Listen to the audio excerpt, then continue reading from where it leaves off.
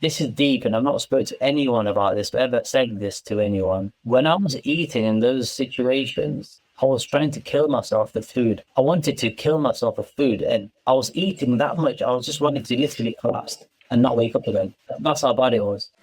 Okay, so Jay, take me back a year. What were the series of moments, trigger moments that led to you kickstarting your journey with us at RNT? Where do I start? Well, I initially made a contact end of October last year, and I didn't join until the 18th of November, but I actually started almost cleansing my palate from the 1st of November, because I think I missed the initial cohort of getting in. So I thought, there's no point me waiting until the 18th, I might as well start. But the build up to it's been quite, I'd say, from 2023. So if I was to just look back at 2024 before I joined, for me it was my one last chance, all or nothing, to sort myself out. And I kind of acknowledged that I can't do it alone this time. So that was the first reason I've kind of obviously decided to do it. But the weird thing was, prior to me sort of joining RNT, it was more, I was being pulled in by RNT. It sounds really weird, but I knew I needed to sort myself out.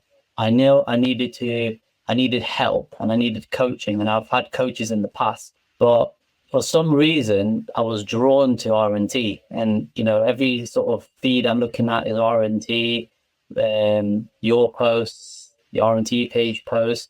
Out of all the other coaching out there, and the people I know in fitness coaches as well, it just felt like the universe is telling me something. That's what it felt like. So the more I kept seeing it, the more it kept coming. It was almost like God's trying to tell me something. It was really weird. It just felt like this is your ticket out. You're looking for answers. You're looking for that help from where you currently are. And I was just drawn to it. It's like it was pulling me in, and I was hesitant. And I was like, this is I didn't really research the company or any of what you guys do or anything like that. I just like your feed and your posts, and really sort of motivating, inspirational. But in terms of joining, it never crossed my mind. It was just like, this is a cool place to look at, and you can learn from it. Good at sort of free information you put out there as well. But I was drawn to it. I was getting pulled in, and then at the same time, I was deteriorating. So I'm getting deteriorating. I'm almost crying for help in the river, and at the same time, this is pulling me, saying, "Come here," sort of thing. So really, nothing to lose. And that's kind of where it all started from. I thought, well, if I don't do anything, it's only going to get worse, and I know I need it. So go for it. You got nothing to lose. And that's all kind of started from. What do you think was putting you in? I didn't know. I don't know what it was, but it just felt like the universe. When you say like the universe do things or pulls you things, I was just getting drawn to it. It's just weird. It's really weird. But now, when I look back at it now, it makes sense. Why is it? Why does it make sense in hindsight? It's exactly what I needed. I'm a completely different man, and it's just, if I was going to fail, I would have failed within the first 3 months. That's how I see it, and then I know I tried. So there's an element of me was, one, I've got nothing to lose because I'm down in the dumps anyway.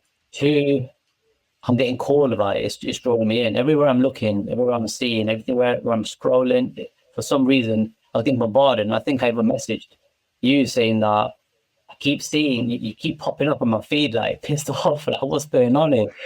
It's just really weird.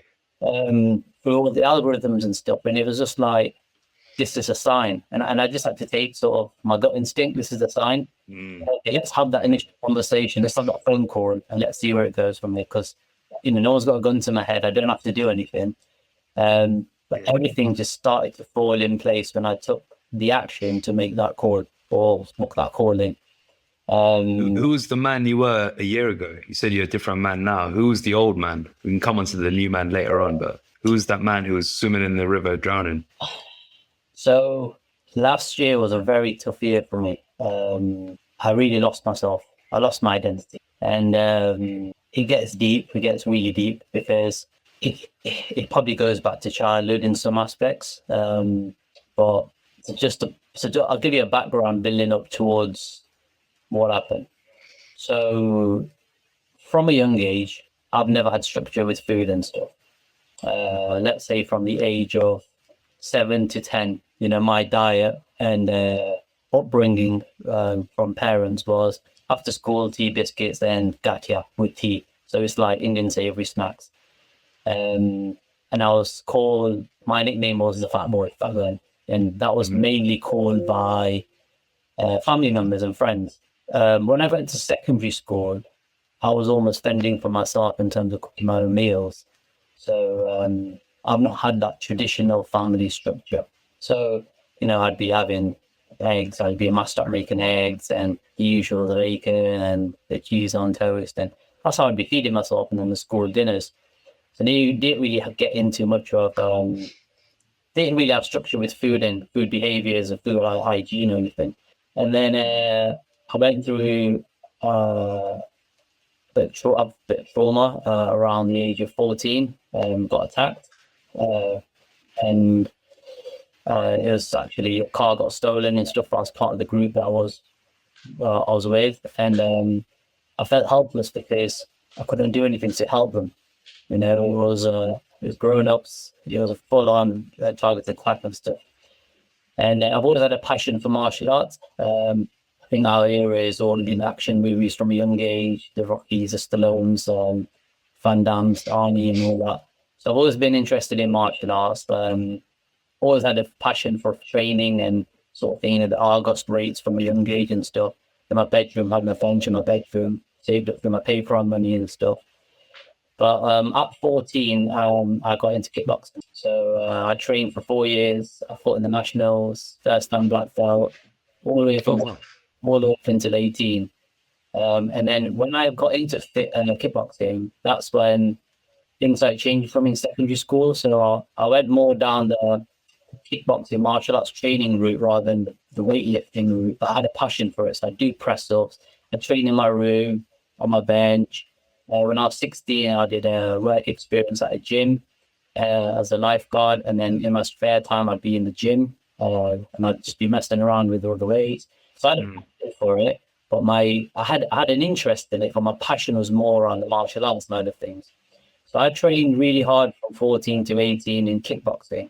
So I learned a lot of fundamentals around like body weight exercises and like how to fight and all that kind of stuff.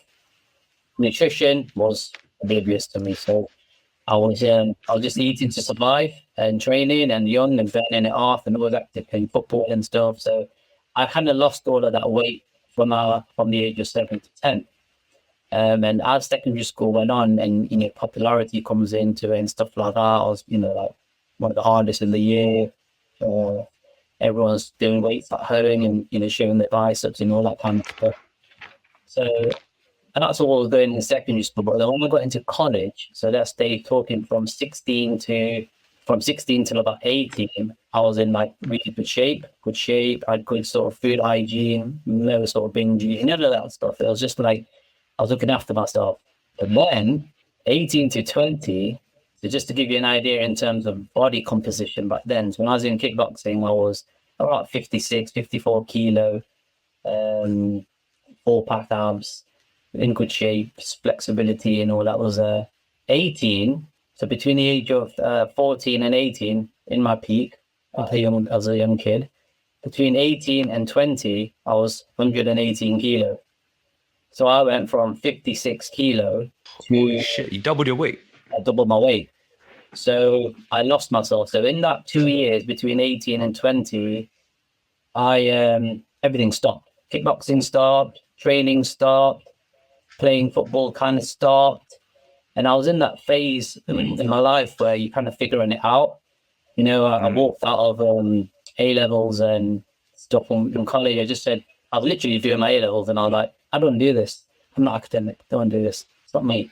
I walked off, literally. And they're like, whoa, you're in your second year. You got university coming up. What are you doing? This and, I don't want to do it. I'm just doing it for the sake of it because my sister got a degree. You know what I mean? Peer pressure from the family. And then I went through that phase, that 2-year phase, and it was a dark place for me. So I went through a lot of trauma. I was in the wrong crowd, addiction. I was doing things I shouldn't be doing. And basically, I was lost and I was depressed. So 18 to 22 years, I was living off takeaways. I was just a messed up kid. And, you know, if I didn't pull my socks up at 20, I'd probably been in prison, let's put it that way. So that's how bad it was. And that's where my binge eating started, my emotional eating, binge eating from the age of 18 to 20. And that's how I put on all that weight, you know. So like I said, I didn't have the family structure of home meals and stuff. So for me, every night was a Domino's pizza at the age of 18. And money wasn't an issue. So I was buying takeaways every day for lunch. I was eating out every weekend, and it was just a carnage of a lifestyle. Always out, partying, drinking, eating, evenings, takeaways, and you know, Domino's is expensive. You know, so for every night. How were you affording all this? You said money wasn't an issue, but you're 18 years old. How are you affording it? I was doing things I shouldn't be doing. I was in the wrong crowd. Okay, got it. And got it. So I was lost. I was a lost kid. You know, all my friends are off to university. I've dropped out. So I've lost a lot of friends. I was just, my weight was just piling up. And I've had this from a young age. And I always like to be a leader and not a follower. So I hate it when people tell me to do something. I always do the opposite. Yeah. So I hated following the crowd. All my mates going to university, but I'm not interested, so I'm not going to go. And everyone's like, but you should go. It's going to get to do this, do that. But that's not the real. I don't want to go. And then now that you told me to go, I don't want to go. So I'm really stubborn, arrogant, complete, you know, arsehole. I woke up after my 20th birthday and I had a paper and I just wrote about how I'm feeling and everything. And, you know, from relationships to how I treated ex-partners, not great, and the shit I've been doing, and oh, this isn't me. And that's when I said, right, it was like a light switch. I've got a light switch sort of mentality. So 20, switched it, joined Fitness First in Freeman's Common in Leicester, Odeon Cinema. I brought a BMX for 300 quid, and every day I'd just go and after work and school. So I started working at the age of 10. From a young age, and I've not taken a penny off my parents since the age of 10. So I've been very independent, from paying for my school, bus fare to uniform and all that kind of stuff. So yeah, I started going to Fitness First, and for 13 months, I was unemployed as well at this point. So 13 months, I went Fitness First every single day, 2 hours, and all I was doing was the rower, the treadmill. The rower was my pay against some weights. And I went from 118 kilo down to 96 kilo in 13 months. Diet-wise, I've tried everything diet-wise, and I've done so many experiments in my body. And to put it out there, the worst diet I did was a bread and water diet. So I calculated. Not that one. Yeah. So I said to myself, I know I need to be in a calorie deficit, because I did a lot of reading and a lot of research, and I was very much into fitness. It was just like my thing.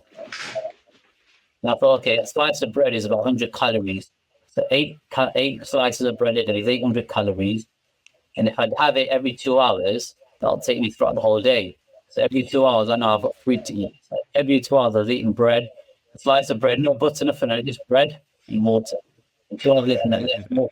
That's the worst diet I've had. And my mum used to laugh at me as well. She's like, who the hell eats bread, a bread and water diet?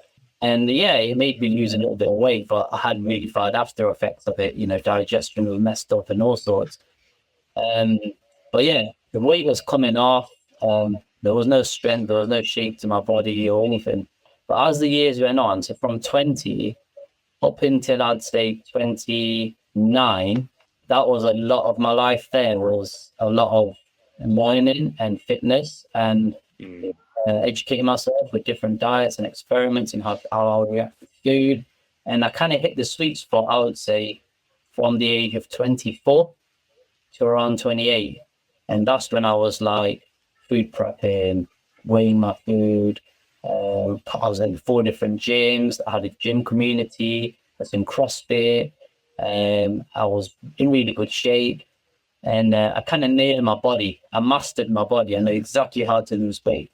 So eating habit-wise, I kind of mastered the portion control, the macronutrient side of things back then. And I understood how my body works. And training-wise, I was in a good circle as well, and I was training hard and stuff, and I was living a really good lifestyle. But I put a lot of work in it, I'd say from 20 to 24, where I educated myself, studied like anatomy and all that kind of stuff with sports science and stuff, and certain understanding how the body works and stuff. But all my experiments were on me. And then what I did in that 9 years was I got myself into a cycle, and I'd call it a bit of it's almost like a cycle that worked for me. And the cycle was basically, I know every year from September to December is the festive year. That's where all the birthdays fall, Christmas, Diwali, all the sort of outings, Christmas parties, everything falls in that half of the year. I know that January till April is quiet.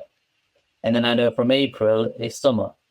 So that's when the t-shirts come out, the vests come out and all that stuff. So what I did is, because I mastered my body so well in terms of what works, what doesn't work, and how to lose weight, I got really confident with it. So what I typically do is January 1st, I'm on my diet. And I would lose in 12 weeks, 15 kilo, 20 kilo, and I'm ready. And then I know I can enjoy summer now. So I'm out and about, partying, beer pubs, gardens, ice cream, whatever it is, I enjoy. And I know my weight would go up. So it's all intentional. And then after 3-4 months, I'd be like, oh, I need to rein it back in now. So then I'd go ghost and I'd rein it back in within 3 months. So everyone portrayed my identity as a fitness guy, because whenever they saw me, I was always in good shape. I was always working out.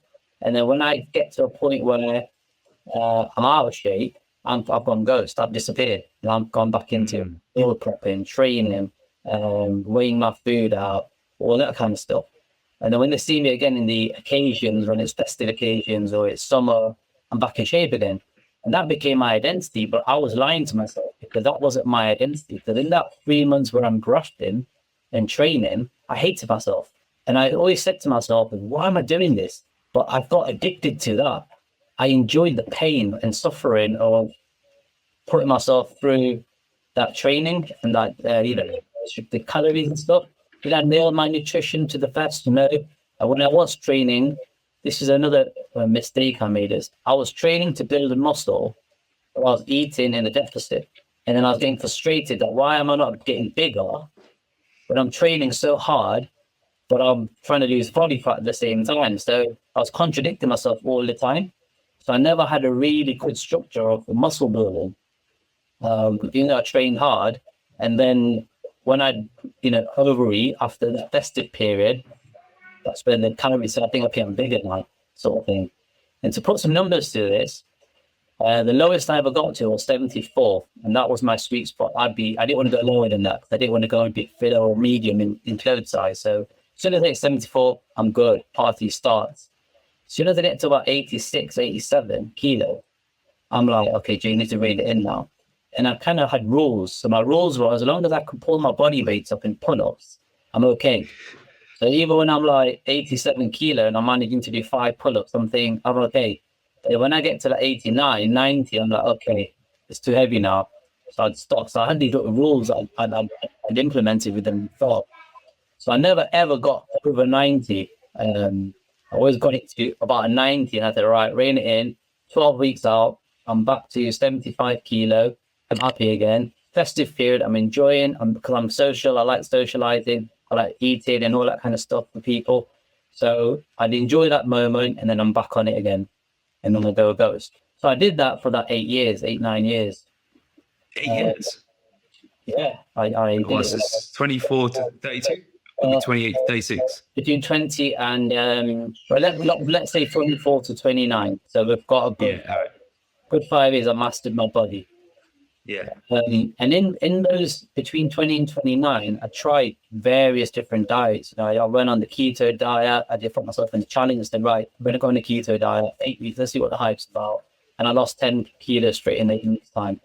And then I understood how that works on my body and how I felt. I tried the vegan diet for 8 weeks. I didn't get on with that one. But I think I didn't put myself in a calorie deficit in that one. So I put on weight in doing the vegan diet, but I didn't feel great doing the vegan diet. And then I've just done like the standard diets, you know, like the clean diets, you know, the chicken, the veg, the rice, and consistently throughout the week, using my fitness pal, managing my macros, and they're always worked for me.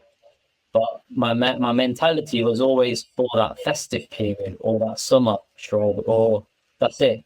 And then I'm always looking forward to it because I'm like, right, I've lost the weight. I know that in 3 months I'm going to put it all back on, and then I can lose it again because I know how to lose weight. And that's where my arrogance came. I know how to lose weight. It's not going to catch up with me. I have to do it on one, and I have to do it sort of thing. But then where life changed was when I hit 29, 28, 29. I got into another relationship. And 30, I had my first kid. And then it was the game changer. So the first 2 years of my relationship, everything was, you know, the honeymoon period was great. Oh, wow, you eat this and that. I'm into my fitness. But I sort of started to realize my environment changed. You know, that changed. I moved houses.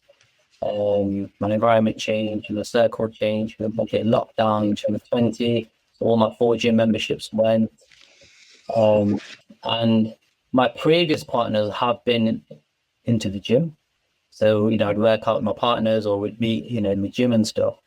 But the partner I'm currently with now is a completely different person. She's not really gym orientated. She went to like spin classes and stuff, but she wasn't a gym person. So we were very different in that aspect. I built a gym in my garage in lockdown, and that's the best thing I ever did. And I got myself a coach in 2019 when I knew I was having a baby to get into that shape I can, because I know that things are going to change once my little one was born. So again, same thing. I lost all the weight, and the little one was born, and I was anticipating life's going to be harder now. So I've built a home gym. So I've got no excuse now not to go to the gym. And I can carry on the cycle that I was in. But life changed after the first kid, and it got harder. So not only you can't do that anymore. No predictable cycles anymore. That's it. So 2020, I realized a boy was born in 2019.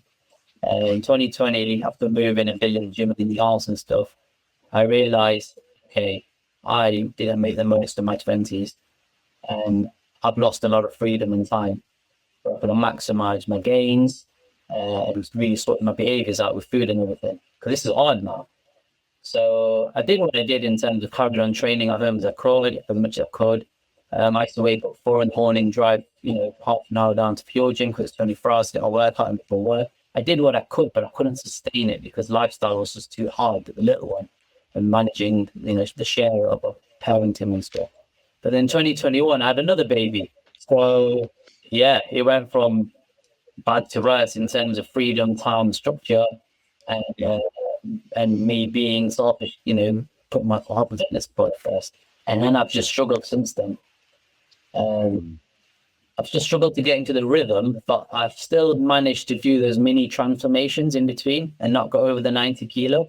So I've done it quite a few times in that space. But 2023 was different for me. So 2023, I found that I can't keep doing it. It was getting harder as the years went on.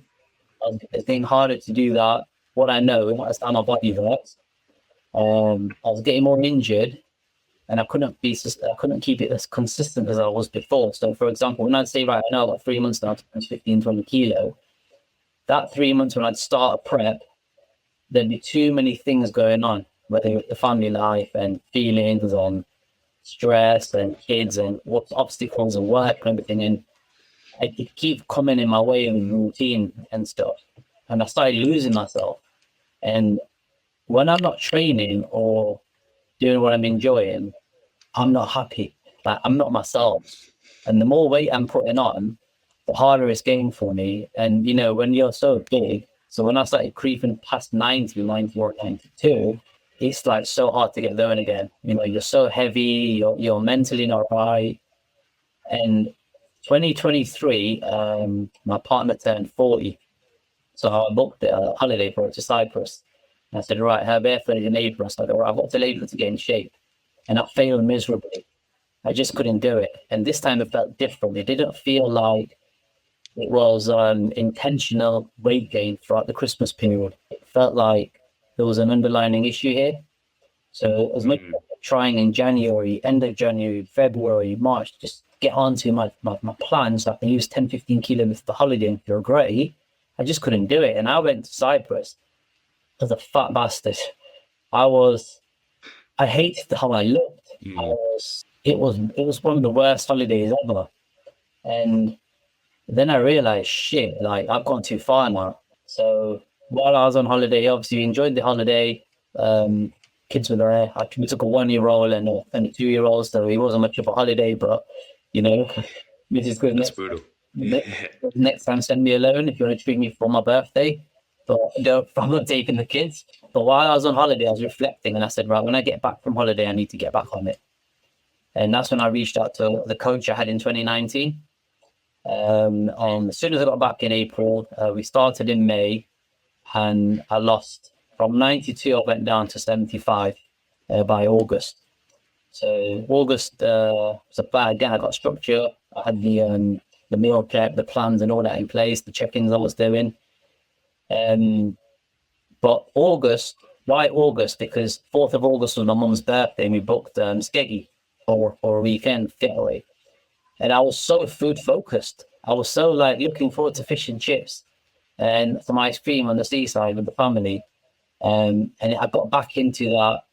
I've lost the weight now, so I proved it to myself again. I've done it. So I can enjoy the rest of the year. And then, I'm back to normal. So I never got back on it after August. So after August, I went completely fucked up my whole transformation that I did. So and all the weight came back on literally within by Christmas. I was back to the 90s. And then I was like, crap. So I was trying to start again in January. Didn't work. Tried to start again in February. Didn't work. And then I was going to Turkey in July. So I thought, all right, I got motivation now for a holiday. I'm not going to repeat Cyprus. So I got a family holiday in July to Turkey. I need to be in shape for Turkey. I've got to go there. And I just couldn't do it. And what I realized, probably not at the time, but I wasn't right here. I was suffering in silence. And it was because things are going on in my life. And I was really unhappy. And I wasn't eating anymore. If I look back at 23, the binging, the eating in that festive period, and I couldn't get back on track. And if I look back at after my transformation in 2023, where I lost the 15, 20 kilo and enjoyed the rest of the year in 2023, that wasn't me enjoying the rest of the year. That was me blocking a void out in my life. And then in January, trying to get back on it again, I couldn't do it. And I just didn't feel right. I just thought something's not right with me. But I kept trying. The fight never gave up. Kept trying. Went to Turkey, looking like a fat shit again. Sorry about the language, but I was no different to going to Cyprus. I was all horrible. You know, and I thought, all right, I'm on holiday now and I've messed up again. When I come back from holiday, I'll start again. Came back from Turkey, and you always do a few kilos heavier. And I think I was at 96 kilo now. And then I was going to Portugal in October. So it was half term. Well, I thought, Daddy, sometime, instead of spending it in the UK and spending the same sort of money, let me just take them abroad and we can bond. I need to get in shape for Portugal. So I've got from July to Portugal, so August to October to get in shape now. And that was a dark period because I couldn't do it. And I was shocked. This is last year, yeah? Last year. this and that before I joined RNT. So came back end of July 2024, Turkey. August, October is my target to lose some weight now and get back on track, that holiday. And this is when it was really bad, because then I realized I'm not right in the head in terms of how I'm feeling. So my binge eating skyrocketed after Turkey. And when I mean skyrocketed, to put it in perspective, you get your big dairy milk bars. I'm having breakfast in the morning, and I'm constantly eating sugar and shit, but excessively. And I was never doing this, even throughout the festive periods. I eat and enjoy, but not to the point where I'm trying to make myself sick. So this was a different level of something I'm going through, and I know that I wasn't happy. Yeah, and I know that I was suffering inside. What was going on? There was, I don't really want to go into it, but there was a lot of stuff I'm just unhappy about, and I'm still going through it now. But I'm a different person now, handling it completely different now. I was just unhappy in my life. Let's just put it that way. I was unhappy in my life and who I was and who I was becoming, and things weren't just working out for me. And I was losing my identity. I think that's what also I was unhappy about. Is I was missing who I was when I was in the gym world, and having kids. I felt I had it too early. Partner's obviously older than me, so there was a big difference in age gap. Not missing out on life, but I just feel like I'm not completing what I wanted to complete, and now I'm stuck with 2 kids. Everything was just there, piling on top. A lot of family conflicts and all that kind of stuff involved as well. So there was a lot of stuff going on, and I was alone. There was no support, and I was suffering. And I don't drink. I'm not an excessive drinker anymore, or any social occasion I drink. I don't smoke, and I don't do drugs. So my only outlet was food. And that period between August and October, I was eating to block out pain, not eating because I was food focused or hungry or really blocking out pain. And that's it. In the mornings, by 10 o'clock, I'm like this because I'm that high on sugar. It was so bad. I'm literally there and I'm like, wake up, man, literally, what are you doing? And then I'd eat again. And I was just constantly chasing food as if it's an addiction to that pain out, almost like an alcoholic that did alcohol. And when it wears off, you need more and you need more. When I'd go food shopping, I'd be loading the trolley up with food and healthy food as well. And I'd still be food prepping. Only thing that I'd still be food prepping throughout the process, but I'd be food prepping and then eating 3 bags of minstrel straight after. Madness. I'd go shopping, food shopping, and I'd buy Rivals, Minstrels, Maltesers, the big share bags. And by the time I drove home, they were all empty. Fuck. So I eat them in the car while I'm driving. What was the dialogue in your head? Like you said, you were blocking out pain. What was that dialogue? Like, what were you trying to? I know you don't need to go into the specifics, but like, what was that dialogue of like, right, let me reach for something? What were you trying to avoid? Or you're enjoying the pain, but like, what was it that you couldn't handle about it? Stress. I think it was just stress. I think there was so much stuff going on, different things going on in my life, and I had no control over them, or I couldn't handle them. And I wanted them to stop. I wanted them to end. I just wanted peace and quiet, and I just wanted to be left alone. I wanted time to breathe. And do you think you were depressed? I probably was depressed. And this is deep, and I've not spoken to anyone about this, but ever said this to anyone. But when I was eating in those situations, I was trying to kill myself with food. I wanted to kill myself with food, and that's how deep it got. Like, I was eating that much. I was just wanting to literally collapse and not wake up again. And that's how bad it was. And that's when I realized, like, shit, and I knew, like, there's a fight inside me saying that this isn't you. You got to sort yourself out. And every day I'd try. I'd take my meal prep out of the freezer, put it on the side to defrost. And my intention every morning is I'm back on it, and I'm going to eat that food, and I'm going to eat that food. I would eat that food, but there'd be triggers throughout the day that take me back to that place of what I'm trying to avoid, or what I'm trying to block out, or suppress that pain. And I'd then reach out for the shit, and then I'd start going to the kids' snack drawers, and I'd be buying snacks for the kids, but really I'd be eating them. And then I'd go, oh, we're going to snack for the kids. And I'd go back shopping again, buy snacks for the kids, and then I'd eat them. And that's what I was doing. I was doing that. It'd be takeaways, Deliveroo, Uber Eats, as well as my food prep. Okay, so food prepping, yeah. It's madness. Looking back at it now, it's madness. And it comes down to I lost who I was. And the fight never died. I just lost who I was. And I just wanted to end it all. You know, I was just tired of fighting and solving. So naturally, as a person, I'm a problem solver. I'm an engineer, so we solve problems. That's my trade, and that's what I do. So, you know, I'm a problem solver. When someone comes to me with a problem, one of my flaws could be I don't listen. I just go straight into solution mode. But that's because I'm always like that, and my life is always 100 miles per hour. So I don't have time to sort of, you know, I do a lot of reflecting, and I do a lot of self-reflecting, loads of self-reflecting. And more so after being a dad. You know, every night I think could have been a better father today, or I could have handled that in a different way. So I'm really good in that sense. I'm very big on mindset. Mindset coaching with professional coaches and stuff. And I'm very much into growth and self-development. But then just going back to before October then, I said to myself, I need to get away. So I took my son on holiday, got the best holiday in the world, and I did a lot of thinking and reflecting there. And I said to myself that I've got a problem, and if I don't do anything about it, I'm going to beat myself. That's the body off. So that's when I landed 27th of October, and that's when I got in contact with Luke. But in the holiday and stuff, that's where all the universe, the RNT was calling me. Yeah. Building up towards it. And I just didn't. Why do you think that was a solution for you? Based on where you were in your life and what was going on, why did you think something like RNT was the solution to get you out of the hole? So what I liked about RNT when I was thrown into it and I was reading into it and looking into it and the website and the testimonials and stuff like that, the one thing that was standing out to me was not the 12-week transformation, the 8-week transformation.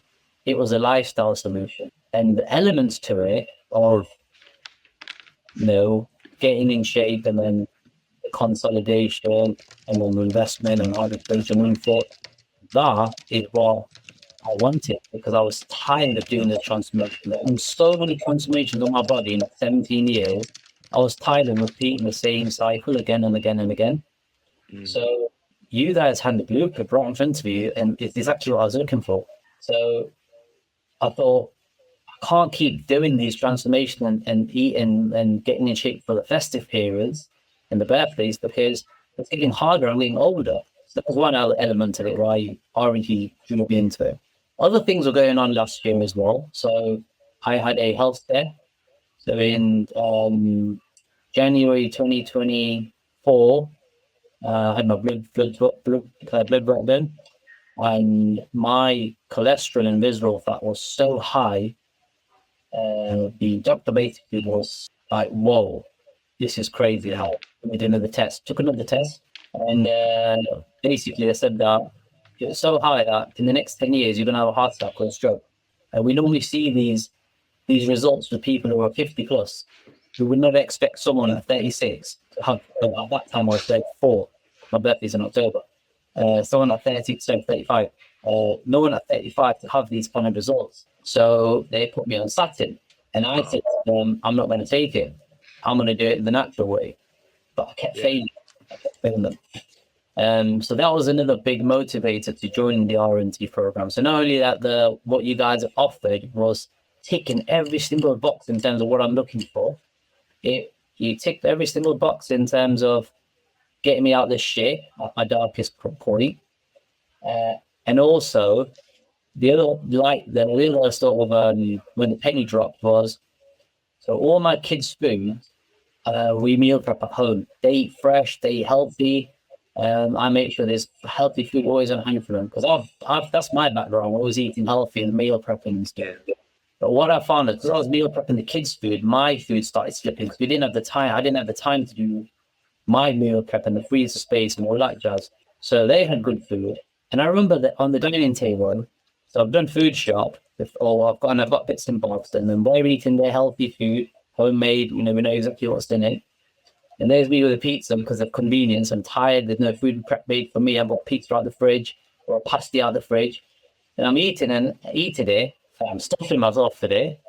And I'm saying, come on, you need to eat the blueberries. You need to eat the blueberries. And I'm preaching to my kids on the dining table of eating healthy. And then I'm looking at them and I had the light bulb moment where, what the fuck am I doing? Looking at dad eating a fucking pizza, stuffing a pizza down his face, telling me, come on, eat my healthy food. You need to grow big and strong. Daddy's saying you need to grow big and strong. I was disgusted. I literally went in my bathroom that night and sat in my bathtub and I just thought, this isn't the dad I need to be. This isn't the leader. And, you know, I need to sort myself out. So that was another light bulb moment. So the elf scare, I had the blockage and void of the pain, eating it excessively, crazily excessively. You know, it must have been about 10,000 calories a day. And then I had what I was trying to preach to my kids, but I was completely a hypocrite. And I thought, those three things are the most. And that's where I took the plunge and said, you know what, I've got nothing to lose now. It's bad now anyway. It's bad in all three areas. What can I lose by clothing? Apart from the monetary side of things, what else can I lose? Nothing. And I got to give it one more fight. I have a reward for it, and that's where it started. I was speaking to Luke recently, and I said to him, check Jay's progress out now, because I know because I know he spent a lot of time with you in the beginning. I said, check his progress out, and he was like, dude, that's what it's all about. And I said, why do you think he was so hesitant? Because I know you're saying he took the plunge, but you were hesitant. Right, you were very hesitant, and he said like he tried a lot of things, and you've been. I didn't know the extent to it that you just explained, but maybe you talk about why you felt the pull, but the plunge to still jump in was you still deliberated a lot, right? You mentioned even earlier your first touch point was it 23rd of October? You joined a couple of weeks later, and you had multiple chats, especially with Luke, on this. What was the deliberation that's going through your head? So I'm a perfectionist. That's how I operate. I hate doing things half-heartedly. So if I'm going to be training and dieting, I'm doing it 100%. If I'm going to be eating and not doing it, I'm going to do it 100%. I never had the middle ground till now, I'd say. So I've always done things 100% committed, and I'm big on word as well. So if I say I'm going to do something, I have to do it. And a few things that I had to think about was, one, the financial aspect of it, because it was big for me anyway. And the second one was, because obviously I had to think about how that impacted other things in my life at that time. The other thing was, I had to be sure I'm going to commit, because I failed so many times in the Januaries and the Februaries and the Marches. This time I'm actually putting money to it, and also that could have a negative impact on other things going on in my life.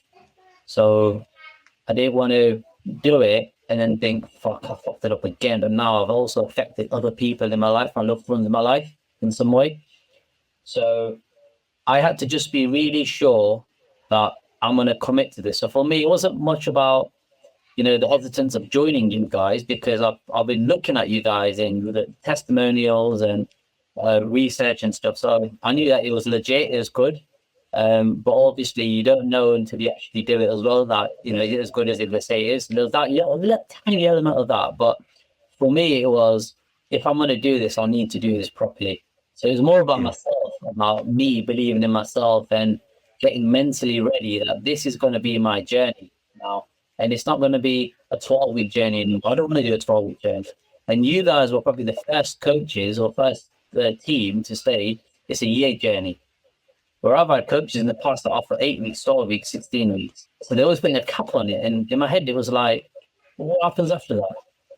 And I didn't want to go back to my coach in 2023 because I saw a different side to him as well. In 2019, it was a really, really good coach. In 2023, it felt like it was just a monetary sort of game. It was just as many clients as I can get. There wasn't much care about the actual person, the individual. It was just like, as long as you signed up, I'm happy. And you pay me, I'm happy. And that kind of, I lost respect for the person then as well. So I thought, okay, this isn't the one I want to go back to. Even though I know I got results with that person, I didn't, there was no aftercare as well. It wasn't like, how are you getting on now, Jay? Or I've seen some of your posts recently, you know, and you've got a bit of weight, you need help. There's nothing. There's just like, you know, you're another 12-week program. Like that. Yeah. But with you guys, I just wanted to be sure within myself that I'm ready to commit up the year. And what was that bit? What was the, I'm 95, 99% there yourself? What got you to 100? When did you say, right, I'm 100 in? It was when I had no other choice. You know, when I said to myself, if I don't change or anything now, bad things are going to happen. I'm just going to, there's no other way out. You know, when you're so down, the only way is up. And I thought, well, I've got, what am I waiting for? You know, everything you're looking for has just been delivered right in front of you. The universe has given it right in front of you, and tick every single one of your boxes. You can make things work. You've got the discipline because you've proven it to yourself again and again. So there's a lot of reflection on myself. What I've got to do now is commit. And that's where it was. I said, right, I've got it done. And I'm not even telling you, and even to this day, nobody knows I've joined RNT. They probably see it now in terms of they've seen posts and this and that. Yeah. It wasn't about, I didn't need to tell people to be accountable. I didn't need to tell people anything, because for me, it was like, I'm going to do this, I'm going to do it for myself, not to prove anyone wrong. You know, what was your body weight this time last year? When you started? When I started, the 4th of November, I was 97 kilos. Okay. And I'm at 60. What are you at today? 60. 60. When's your check point? I've hit my check point already. This week, right? It was this week? Yeah. You've never been this light until your kickboxing days? Yeah. So you've done all those cycles and lost weight, gain weight, but you kind of 75, 80-ish is where you kind of always stop. This took you all the way back. Was my sweet spot. I didn't want to go below a medium, and that was just me associating myself with the scale. And you know, I wanted to obviously have a bit of size on me. So 75 was my, like, I'm happy. I look good. I look nice in a t-shirt. 34, 36 waist. I'm happy with that. And I would never want to go lower than that. But also, by then, the festive period starts. Yeah, I was going to say, you didn't have enough time, did you? In your little three-season cycle, you didn't have enough time in the year to get any lower. So what was different this year? It's obviously the first time in your life, probably, that you didn't say... You started in November, so that's like, firstly, a massive change. You're starting... like probably the hardest time to start. And I did that deliberately. So I said to myself, I look in the mirror and I talk to myself in the mirror and I hold myself accountable. And I've always done that.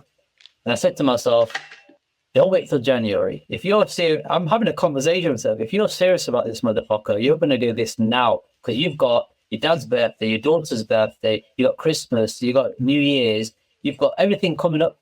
And let's see how much of a badass you are. Let's see if you got, you know, I'm always challenging myself in the mirror. Yeah. And that's why I did it. So that was a deliberate intention to say, if I can get through November, December, then you're onto something here. And I also set my mindset as well to say that this time is the last time. I'm not going to yo-yo diet again. I'm not going to do the repeat cycle for festivals again. I need to sort my life out now. So for me, it was, I'm not getting younger. I got kids looking at me. There is no second chances now. Sort yourself out. So it was really like tough conversations I had with myself. And that's why I started in November. And then you had in November to April. Normally April is when you stop the regimen and you pull out the vests and you see how long you can go without covering up again. How was it this summer? Like, you had a summer where, you know, you dropped what, 35, 37, you say 35, 36 kilos in how many weeks? 45. I mean, that's pretty much consistency every single week. You know, there's no let-ups there, right? Yeah. So you went through all this whole calendar, pretty much, we're almost at a calendar cycle year for you, right? What was different this time? You had the structure in place, but what was different approaching the summer, for example? So I had one hiccup in this journey, and that was Christmas Day. So I set myself up for Christmas Day to enjoy Christmas. And I remember speaking with Chloe about it, saying that, you know, I'm gonna be up plan on Christmas Day and stuff. But I had kind of like the old Jay creeping a little bit, and I didn't go overboard. So I cook all the Christmas dinners every year for the whole family. It's been a tradition. But so the food cooking was in my control. So last year, Christmas 2024, I made it a bit more healthy, you know, in terms of how I'm marinating food and what oils I'm using and the amount of food we've got. I made really well structured plan for it, but that didn't stop me eating 4 mince pies that day. It didn't stop me having a glass of Prosecco while I'm cutting veg in the morning with the music on, so there were small little elements that I was still working on. I was still fresh into it. And when I checked in and stuff, and Chloe was black and white, told me straight how it was, like, did you need to eat that? And did you need to go aboard? And, I went back to my accountability mirror and had a conversation with myself and said, why did you do that? Do you want this or not? Because this isn't just a transformation now. This is a new identity change. So that's what I kind of signed up for in my head. I know I can lose the weight. I know the weight's going to come off anyway. I just got to follow the plan. I've done that so many times, but that's not what I was looking for. That was like the byproduct of what I'm doing. So that's what drove me through the whole summer, April.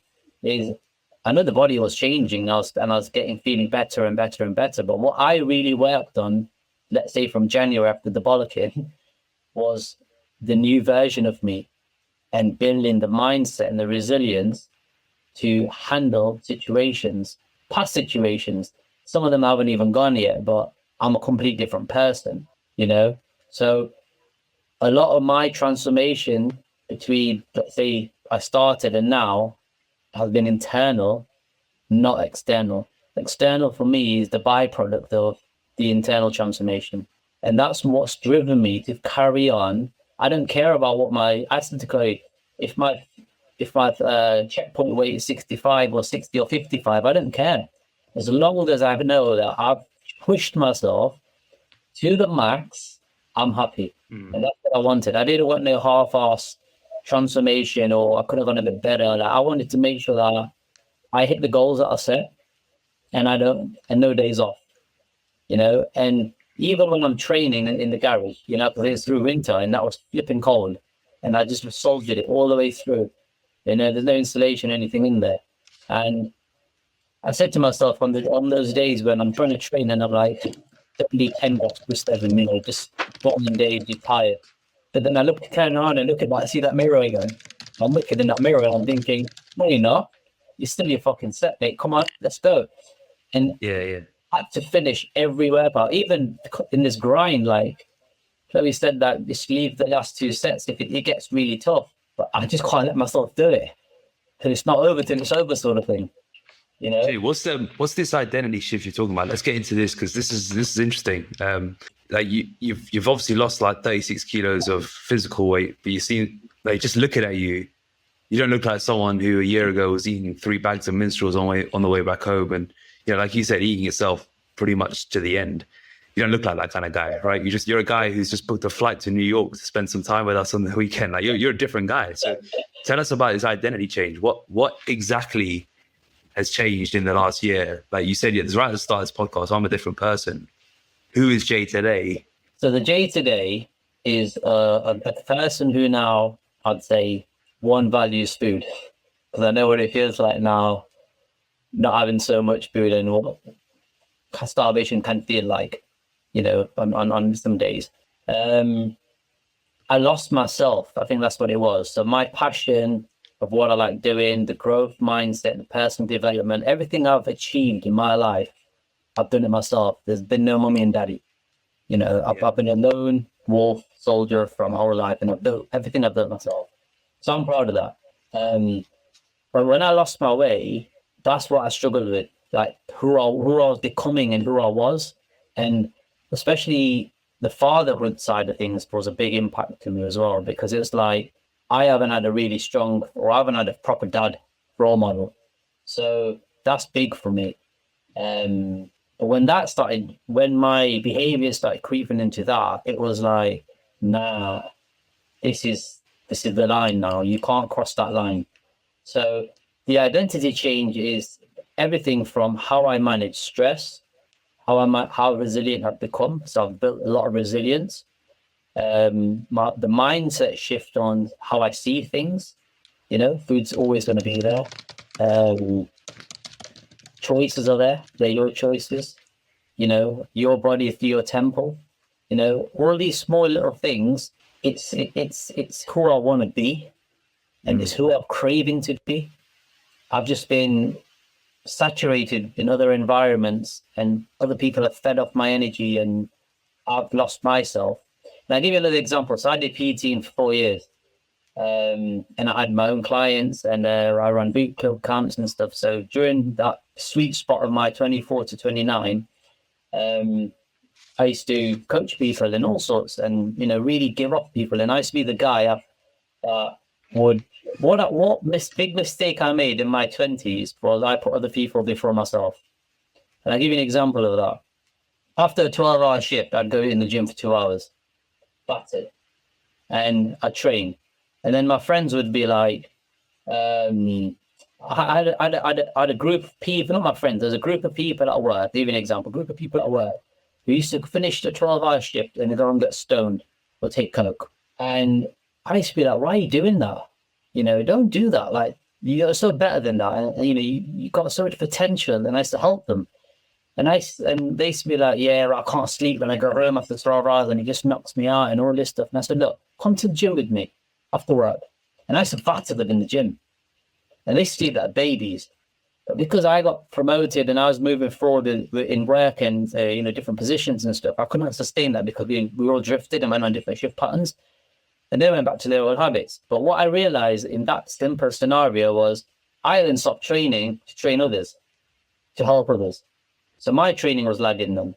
Same thing with friends. When I'm on it with the training in the gyms and stuff, people want to tag along with me. So then I end up helping them and training them and teaching them because I was a bit more of an advanced level than them. So then I'm not training myself. And I've always put people before me. Someone come up to me and say, I need to lose some weight. Can you help me?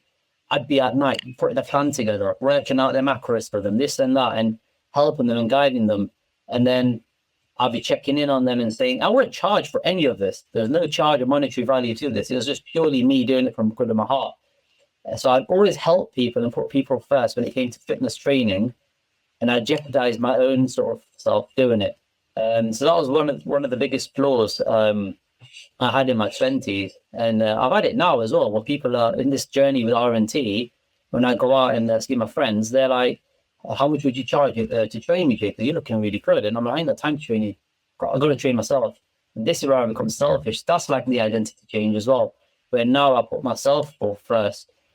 The other thing was when I started seeing the flaws in what I was doing, what I was preaching with the family and the kids and the environment that I was almost subconsciously creating, I had to stop and pour into my own cup because my cup was empty. I was like, there's nothing here. So that's what I really focused on. And what I've learned in this time is who's there for you and who's not there for you and who is feeding from your cup. Because the minute you start pouring into other people's cup and you start pouring into your cup, you start seeing a different side to everyone. You start seeing envious. You start seeing people being jealous. You start seeing people put you down. You see all those comments, around it's too much now and you look gaunt and, or you're trying to impress girls or all this bullshit comes. And this is one of the reasons I didn't tell anyone because I was saying it's for myself. I live by 3 things. Be your best, do your best, and be happy. That's it. As long as I do that, I'm good. And the other thing I've learned in this identity change in this year is I actually enjoy peace and quiet. Even though my light's 100 miles per hour, I just like to sit and look out the window now. I like to walk without headphones. I like to read, things I've always liked to do that I never got to do because I'm putting other people first. Now I'm a little bit selfish in terms of, actually, I'm going to read a book now and not sit and watch TV with you. Or I'm not gonna listen to music or on my phone while I'm walk and think about a problem and try and solve it while I'm walking. Like these are like the identity changes I've made. That's why I'm a different person I am now. I don't have to think about my walks anymore. For me, it's like if I've not had my walk today, something's missing. So there's a change there. Where when I started, it was like gotta get my fucking steps in, and having that solution mindset through just how I was an engineer, every barrier I see, I knock it down. So freezer space, I'm gonna brought fucking fridge, freezer. And now that's not enough because I'm seeing how busy my weeks are getting and I'm thinking, well, I can't keep prepping every 5 days. I need 10 days at least now. get a bit more leeway. I'm looking into getting a bigger freezer. So, okay, where am I put it? Well, my problem-solving mindset comes, I'll make space for it somewhere. It's raining outside in the winter. That was a nightmare. I brought a walking pad. Now what excuse going to use it? So this is me holding myself accountable in the mirror. Any obstacle to succeed in what I'm trying to achieve, I'll break that barrier down, because I have to now, because that's who I am. And that's where I've always been. When I look at my sort of life story, is I've had barrier after barrier, trauma after trauma, and I've always pulled myself out of it alone, So what's different now? And is the voice in your head different now? You get when you're alone, is that voice in your head where you had enough? Is that disappeared? Oh yeah. Now I know who I am and my value, what's important. I've also learned, you can't fix everything. Things are in your control. You control the things that are not in your control. Don't get emotional about it. The storm will pass. And so there's a lot of mindset shift there. Loads of mindset shift in terms of how I view things and look at things. Some things used to scare me, the fear of things happening. Now I'm like, it's okay. It will work out. I don't want to go into specifics, but it'll work out, and I'll make it work. I'm not scared anymore, because as long as I know who I am and my values, nothing can touch me. Can't break me, sort of thing anymore. You know what I mean? It's one of them ones. So that's been my journey with RNT, is unlocking my identity and really transforming my mindset for the better. And it's not something that just stops. This is going to be evolving and getting better and better. And I'm going to make mistakes, but I'll reflect. I'll go back to that mirror. I'll have that conversation, and I'll go again.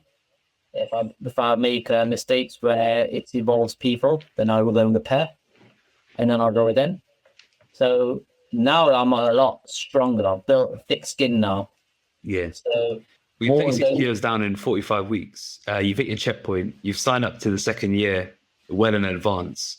Talk me through that process. You used to doing 12-week shreds. Now you're talking about 2-year minimum journeys. What's your plan for the next year? Why did you decide to take the plunge well in advance? Like, I think you did it 6 months in advance. You thought, I'm locking in it again. I'm locking in a year. Walk me through that, because there's something different there as well. So the big thing I can resonate with massively is this consolidation phase with my rebounds, and I fully understand that.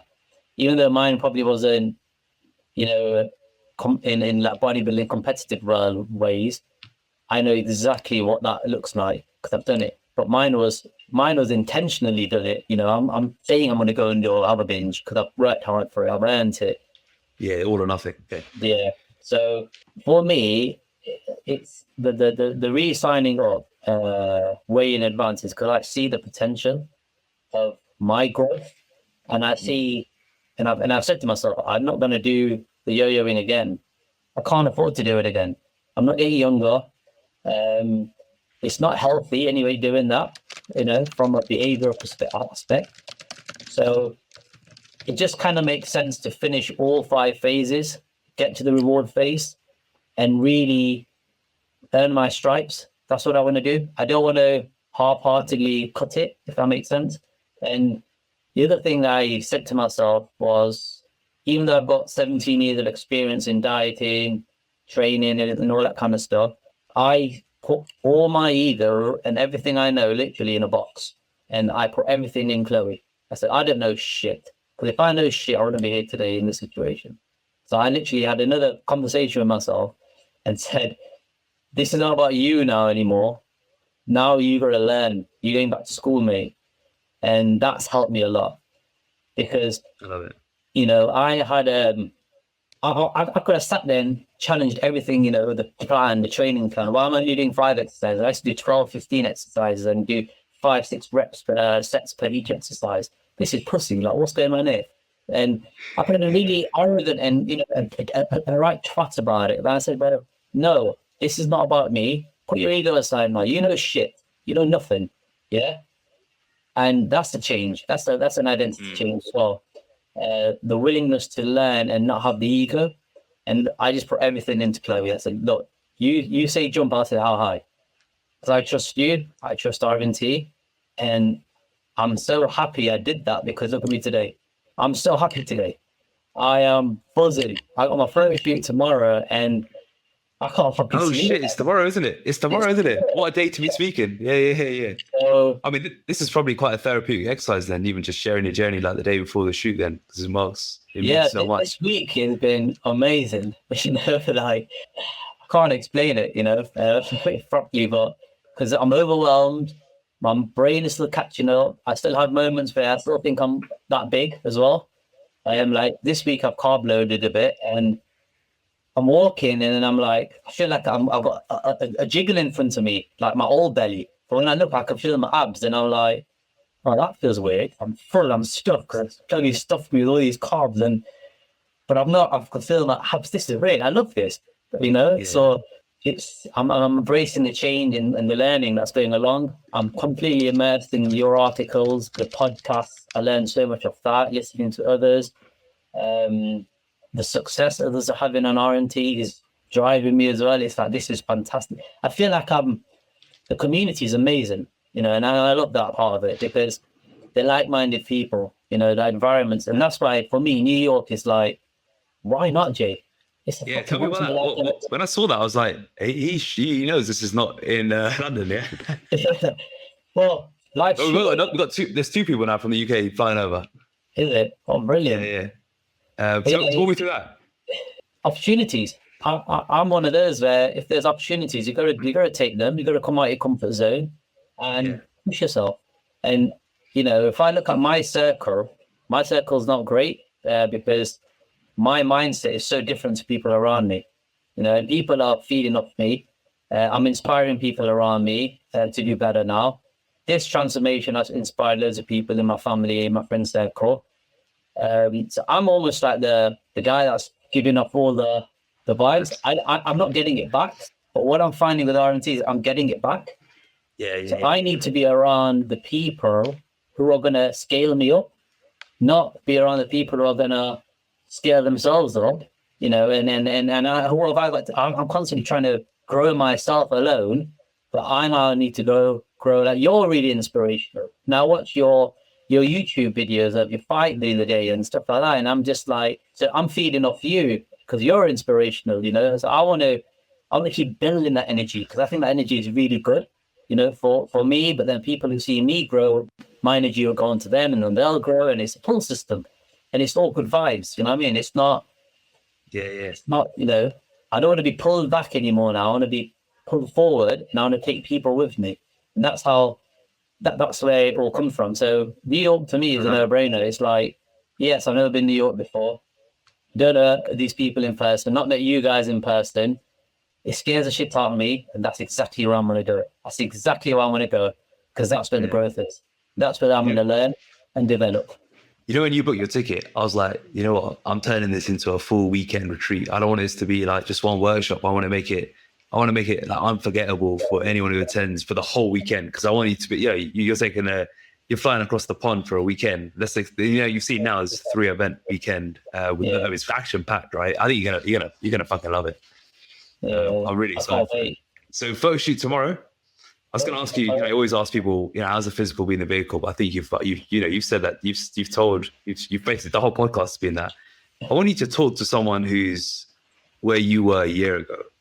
Talk to someone who's stuck in that fear of like, I know I need to do something, but I'm scared to take that final plunge and commit. I think most people get stuck there, and then they spend years and years and years there because they do all the superficial stuff you did for 10 years, you know, the 12 weeks, the 16 weeks off. So they do that for years, but they never just say, this is it, the final time. Talk to that person now. I told you. I told you so. All I say to people is you need self-belief, you know, and you need to look in, you need to have harsh conversations with yourself sometimes, because ultimately your choices and where you end up are all going to be on you. No one's coming to save you. That's the truth, you know, and you have to take action. You know, you can't wait for someone to come and rescue you or everyone can open the doors, everyone can show you the way, but you have to walk through that door and you have to take action. And then you have to build discipline and consistency with the action and trust yourself. Whatever you're doing, whether even if you're trying to do something yourself, follow through with it all the way. Keep going, and have pit stops. Stop, review. Is it working? No, it's not working. Okay, what can I change? You got to have an open mind with these sort of things, but you got to be real and you got to be realistic to yourself. And one thing I would say is, don't be afraid to ask for help, because in those 17 years of me, I did it all by myself until 2019 when I got my first coach. And I just dipped my fingers in. So let's see what he knows more than me, sort of thing, you know. And then I did it in 2023, and then I did it in 2024 with you guys. And the lesson there is, ask for help. Don't be afraid to ask for help. It doesn't matter if the help is good or bad. You learn from it. There's always a positive from it. So don't try and do what I did and learn it all by yourself. Read all the books, do all the research, do all the trial and experiments on yourself. I could have saved myself so many years of going through all of that if I'd have just got a coach when I was 23, for example. You know what I mean? But I went through the hard way because I was stubborn, and probably stubborn, but also I didn't know what I didn't know. Yeah. You know, so I was, building my empire, looking after my mum and dad. I was juggling a lot of things. My brother pissed off to another country. My sister was, mute with kids, married away. I was all by myself, looking after my mum and dad. My mum had loads of health issues, cancer, all sorts of things. I'm juggling that, juggling work, paying bills. It's like I was doing everything, and I didn't ask for help. So one takeaway is ask for help. If you need it, take it. If it's there, take it, because you will thank yourself later. And the best thing I did was free, honestly. Beautiful. Honestly. I need to hug you when I see you. Yeah. We'll have a moment.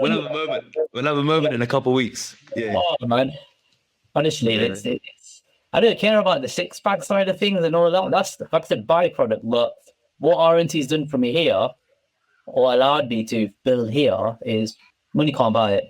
Not just reversing back to my bloods. I've had my blood work done as well. All healthy.